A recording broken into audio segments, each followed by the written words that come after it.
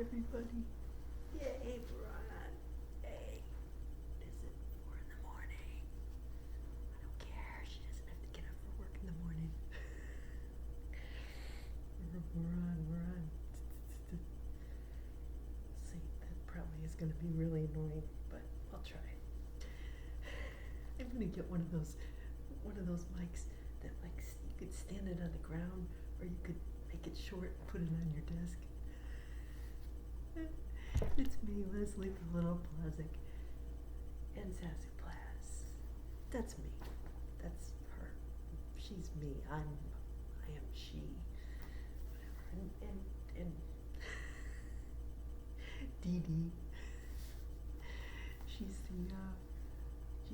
now in spirit, my little doggy. I'm wearing my BB shirt. Our doggy. She was 16. She passed away at Christmas time. And, Leslie the Little Plazic, Zazoo Plazz, for the Zazoo Plazz Report, January 11th, 2026. Welcome, everybody. Oh, this is driving me nuts, okay. I'll get the hang of this thing once and for all. I can't hold it like this. I don't know. I'll try it.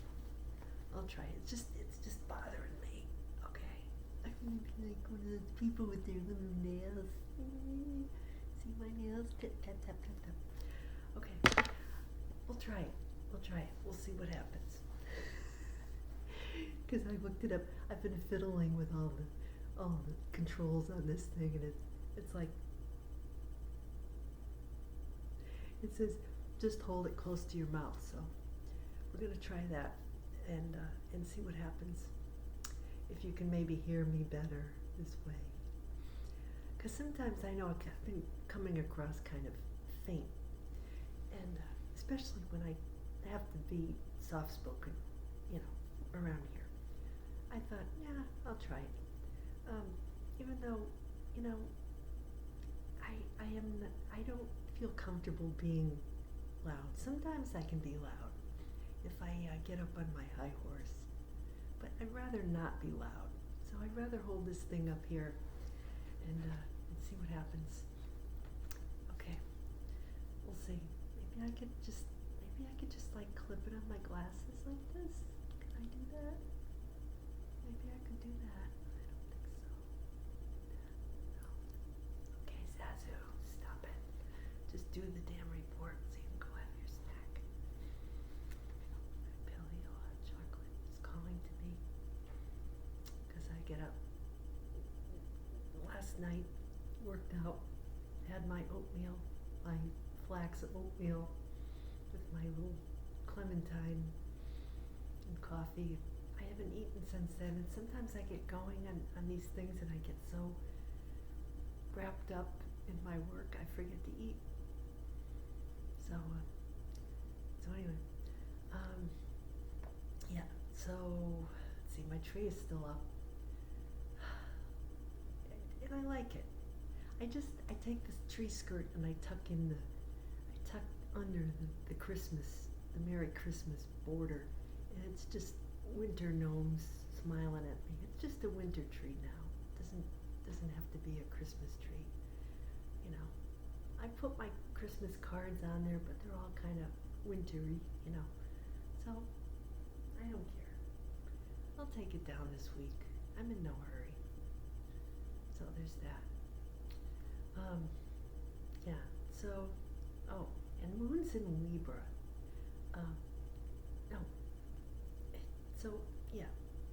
First the astrological recap, and then I'm going to go back and talk about some other things. The moon's in Libra. So last night I was trying to find something to watch. While I have my dinner. Usually I just finished a great movie with Marissa Tomei and Christian Slater.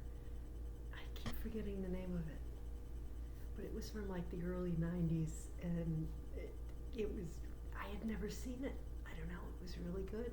She's a waitress, and if you want to see it, I won't give away the ending, but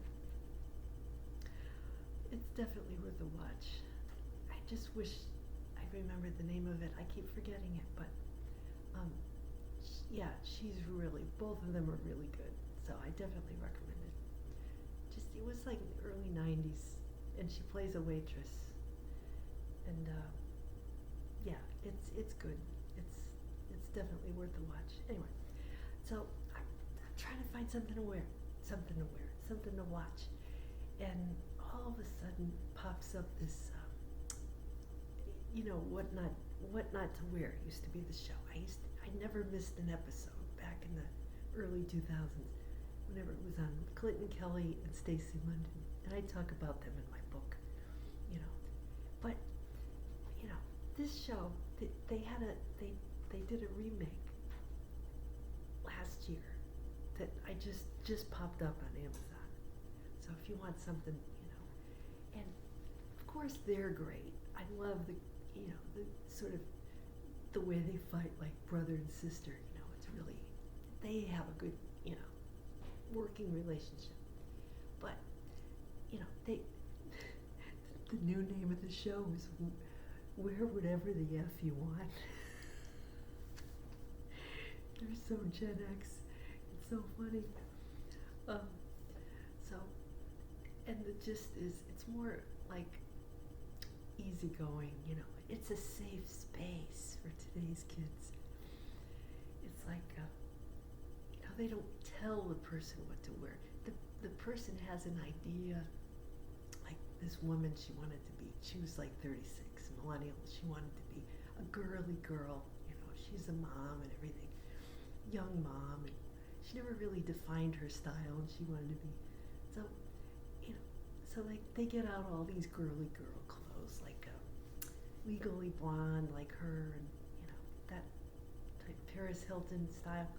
And she tries on all these outfits. And she's like, oh, I don't like this. I like this. And they're like, oh, how about this bag or this bag? Clinton. They have great taste in clothes, both of them. So, but I'm watching it. Was all very nice. They went and they had tea with her, and the friend came, and it was funny, and it drew me in. But I found myself, and this is not a criticism of the show. I mean, definitely, it's fun to watch, and I miss those two. I miss it because they made the show, But being Gen X, and they're both 1969 Gen Xers, I miss the sarcasm. I miss them taking the person's clothes, and throwing them all in the trash. I miss the sarcasm, the barbs, the bribe, the sort of, back and forth. Like, oh, is she really wearing that? Is she really going to buy that? The hidden camera, the sarcastic, dark humor. I miss that. These kids probably can't handle it today. But the people who were on the show back then were my age at the time. Well, a lot of them. Yeah, most of them. And they get, they get, brought down on the carpet, dragged on the carpet for, wearing slouchy jeans or, sloppy. It was like an intervention. It was great. So, I miss that. So I'm like, I gotta go back and watch the old shows again. But that's Moon and Libra, right? That has to, Libra is all to do with beauty and clothes and stuff like that. And I said, yeah, I found myself posting on Facebook about leopard print, like cheetah print, like the Nana used to wear. And I had some outfits. I had a leopard print dress that I wore for my modeling portfolio in early 90s. That was the style. We wore that, But okay. So there's that. Yeah. And we can. Okay, Zazoo. Is that what I want to say? Okay. So astrologically, what we have the Sun, Mercury, Mars, and Venus all in Capricorn. So that's a lot of material, you know, stuff. That's earth. That's like, you better work. Thanks, RuPaul. It's, you know, it's a very, you know, ambitious kind of energy, like, you know, very earthy, grounded, kind of methodical, you know, setting goals and plodding along. And yet there's a lot of, you know, there's water. There's Saturn and Neptune in the last degrees of Pisces. So when they go into Aries, that's going to be, whew, you know, it's very emotional though. It feels very emotional now, with Jupiter in Cancer. So that's something I wanted to focus on today. The water, for some reason, was calling to me. Yeah. So anyway, let's start in. I don't have an awful lot to say about the astrology, but it does feel like once we get into Aquarius season, things are going to start, you know, February, things are going to start happening. I'm just feeling it. So yeah, so we start, you know, it's the week of the in the gospel readings. You know, I take from, you know, I'm former Catholic my whole life.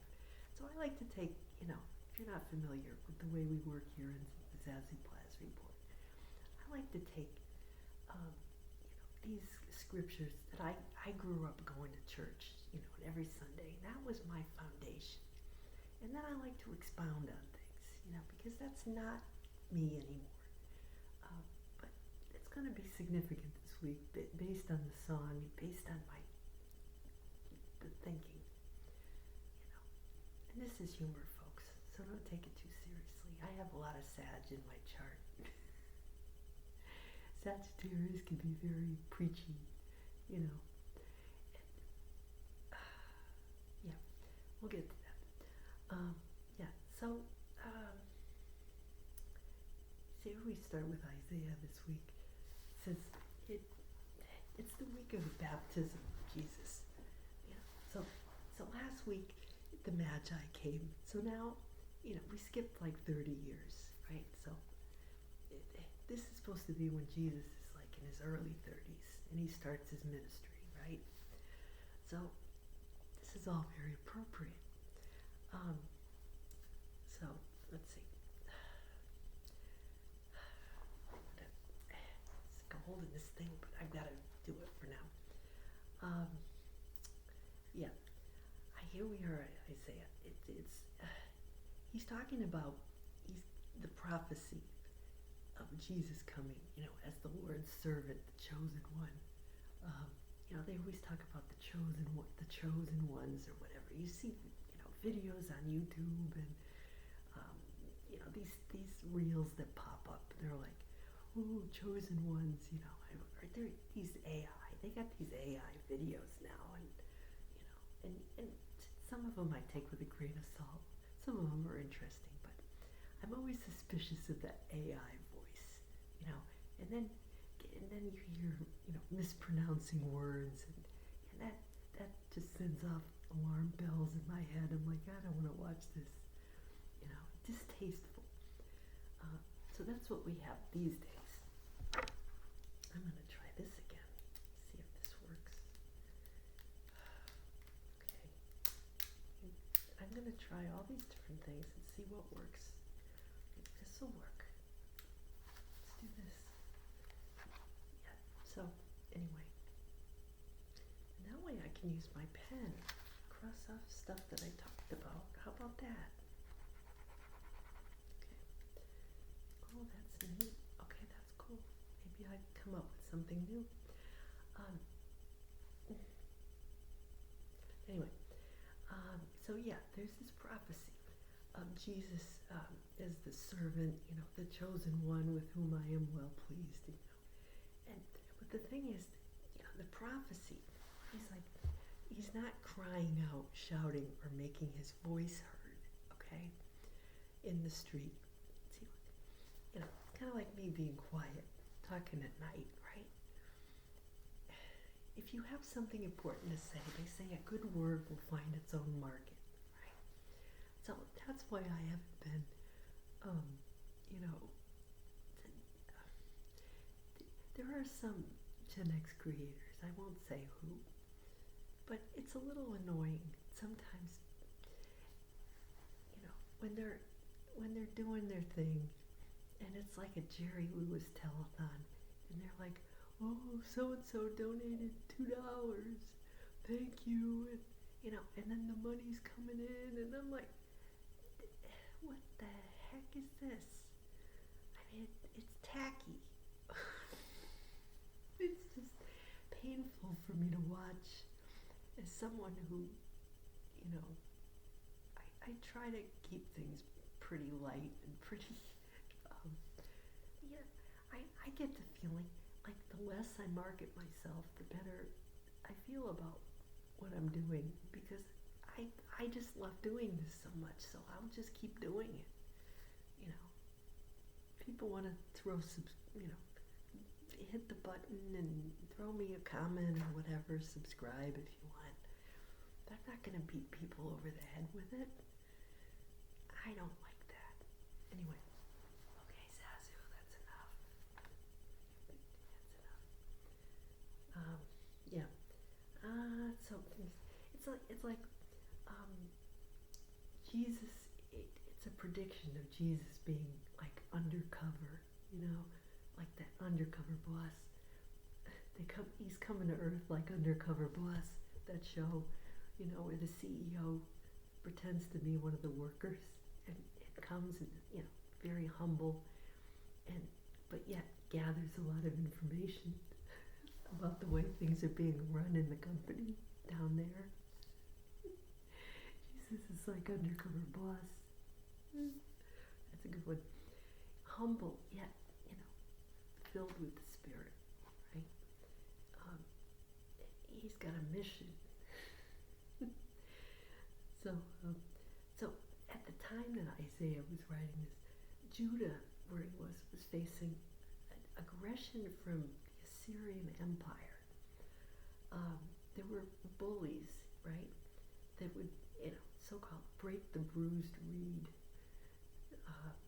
In other words, they would, you know, kick people when they were down. They wanted to assert their might and their, you know, the strong arm types. You know what I'm talking about. You know, taking over countries and, you know, just sending the military after innocent people who didn't do anything. You know, that kind of environment was going on. Let's see. So, yeah, the prediction was that he would be, it says, people in the low, he would be someone, you know, for the world, the Gentiles, all peoples of the world, the coast people, peaceful people of the coastlands, which is, you know, everyone on the earth, right, would be waiting for his teaching. And he was also, you know, predicted to be light for the nations, hope in a dark time, right? To give sight, awaken people, and bring people out of darkness, out of their imprisonment. So that's interesting. Yeah. So, and then the Psalm said, the Lord will bless his people with peace. And, give the Lord glory, do his name, adore the Lord in holy attire. So there's that, you know, attire, the Libra thing, you know. Wear whatever you want, but yeah. And everybody will be wearing something different, because we're all clothed in spirit, but we each have a separate special mission, right? We each have, you know, we're all going to look different, right? But inside, we're all made, we're all spirit in different bodies that look different and, different astrological charts and whatnot. So there's that. So I thought, I'm thinking, see, the voice of the Lord is over the waters. Now that's Jupiter in Cancer, right? Jupiter is exalted in Cancer. That's like emotional security, Jupiter is like, Cancer is ruled by the moon, and that's the divine feminine. That's kind of interesting. The Lord is enthroned above the flood. Yeah, so, there's definitely a lot of water imagery in this week's readings, I think. Let's see. Then we have the Acts of the Apostles, or Peter, Simon Peter. He was summoned to the house of Cornelius. Cornelius was he was the first Gentile to convert to Christianity, to be baptized, I guess, by Peter. He was a Roman, but, he was open to, what they were saying. He was moved, to call on Peter to come over. Peter, in the meantime, had this vision from God saying, it's okay. You don't have to eat kosher anymore. Everything is clean. Everything's okay to eat. So, God revised the food pyramid, like has just been done. They flipped, the guy who's in charge of the health department here in the U.S. They just revealed a new food pyramid with like meat and dairy and like real foods, up at the top and like bread at the bottom. It's flipped completely from when I was a kid. It used to be meats and oils and things just at the top, and sweets, and dairy, and then down, then there's lots of fruits and vegetables and grains right down at the bottom. Now it's, and they're like, alcohol's not so bad. So it's like God saying, just eat clean. Everything's clean. You can eat it. I thought that was kind of funny. Yeah. So Peter's saying, God's not partial. God is not saying, oh, I'm only going to like those people over there and not those people. He said any nation that fears him and acts uprightly is pleasing to him, right? So that's, so what Jesus, when, he reminds, he talks, Peter talks in the Acts of the Apostles about, how Jesus, was baptized and then went about doing good and healing all those oppressed by the devil, and God was with him, right? So that leads into the song for the week. But then we have Matthew, and so it says Jesus came from Galilee, and so John the Baptist is doing his ministry, and he's this celebrity or whatever. People are coming to him, and then Jesus shows up, and John says, wait a minute, shouldn't you be baptizing me? Because he knows Jesus, and he knows Jesus knows him, and it's, so he says, Jesus said, like wink, wink, go with it, just, it's fitting for us to fulfill all righteousness, just go along with it. So Jesus is undercover, right? He's saying, just, wink, wink, just, just do it. So he allowed him. So, John baptized him. And then, of course, the heavens open up, and, you hear this voice, God's voice thundering down, this is my beloved Son, whom I am very pleased. And the little dove, coming down, which is the Holy Spirit, right? So, this week, I thought of a couple of options, but the one I went with was Genesis, Jesus, He knows me. And I don't know if I've done this one before. I may have at some point in the past. But, it's a great song and with a great video. So that was released July 13th, 1992. That's their fourth single from their 14th album, We Can't Dance, in 1991. Phil Collins, Tony Banks, and Mike Rutherford. All right. So, some thoughts about this song. It's interesting. It's about this song came out. It's a bitter, cynical satire.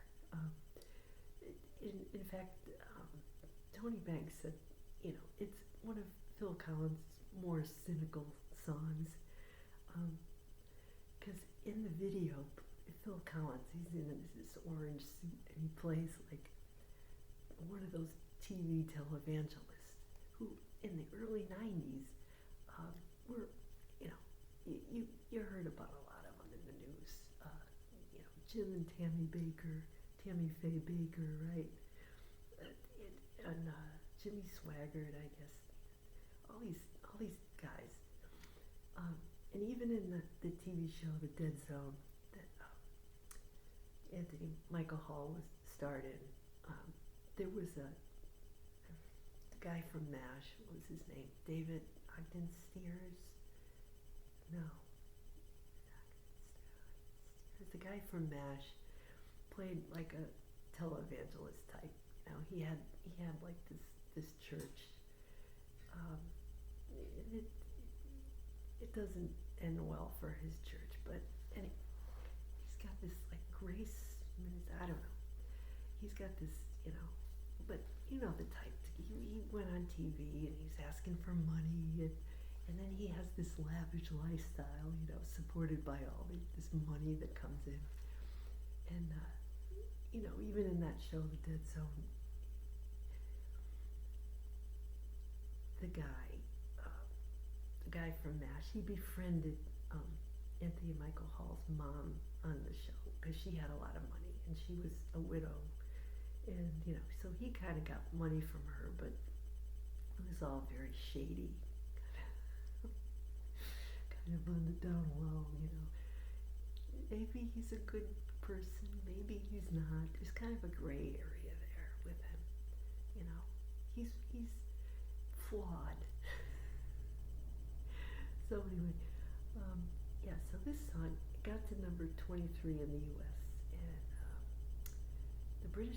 it got British Video of the Year for 1993. It did pretty well in the UK. So Jesus, He knows me and He knows I'm right.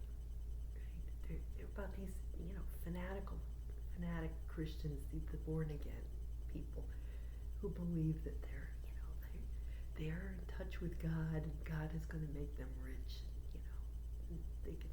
Everybody can see how favored they are by God, right? And then in the video, Phil Collins is this guy, and apparently, he gives this speech at the beginning. He's this preacher, and he based it on an actual story, an actual some guy named Ernest Angley. I never heard. He was an American televangelist, I guess. So it was a parody based on this real guy, who, when he found out, when Phil Collins said, he was the inspiration for it, he said he was flattered, but he didn't even realize that his whole act was just being blown. He was being skewered by Phil Collins. So that was pretty funny. So there are these people who are born again. There's this, a guy that I went to school with from middle school through high school, and he was, Catholic school like me. His parents went to he went to the same church and parish school, that we went to, and so I guess he he had a born again, um, he was born again or something, and I guess he was healed, or he saw the light or whatever, and he went out to California, and now he preaches.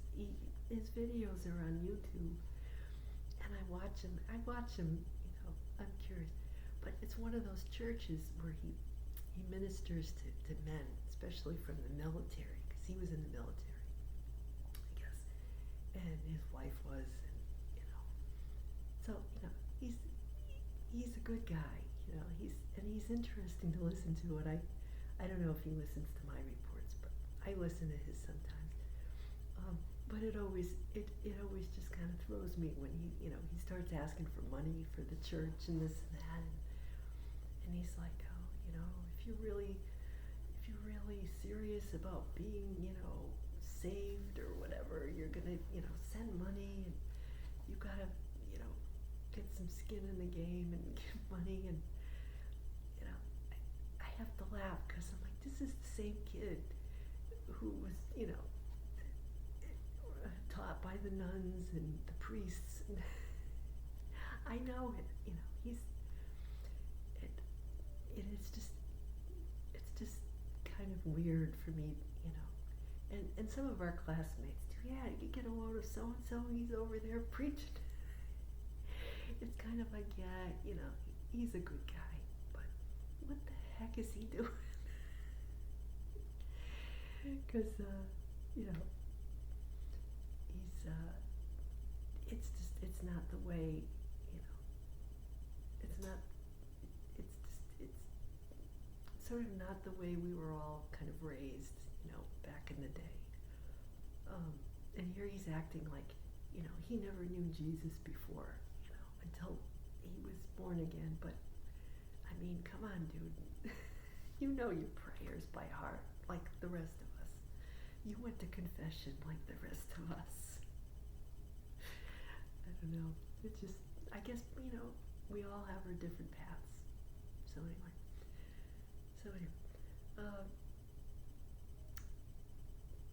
But it's funny that sometimes he'll say things that overlap with stuff that I'm thinking about. So, and he, those of us Gen Xers from the who were born at the 65, early, like in that period of time, we do have a connection to, the deity, or, we are sort of consumed, I think, in some way drawn to, discovering our connection to the divine. I think it kind of goes with the territory of being, an early Gen Xer, because a lot of us are, devoted our lives to it in one way or another. And I can't judge anybody else's path, and we're all we're doing the same work, but we're doing it in different ways. Who am I to judge? Anyway, Zazoo, that's enough. Okay, get back to the song. All right, and then I was thinking, yeah, Jesus, he knows me. He knows I'm right. There's this self-righteousness, At the end, the other two guys in Genesis, they pull Phil Collins away because he's getting carried away. I do that. But no, the last thing I was thinking of was the comic Sam Kinison. I'll see if I can put a clip of some of his stuff. His father was a preacher, and he was headed down that path. And then he sort of veered off and became a comic. He's the guy, yells at everybody, and especially about being married and stuff.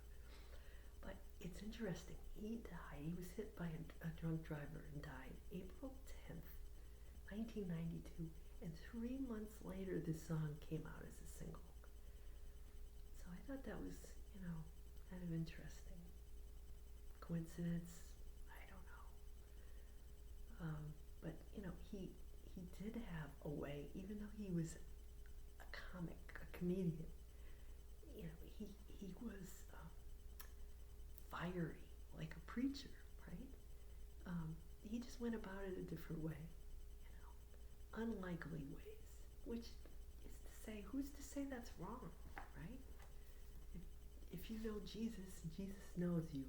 What difference does it make? You know, how you look to the outside world, right? It's the spirit of what you're saying that matters, not all the other, props. So anyway, yeah. So I'm gonna go.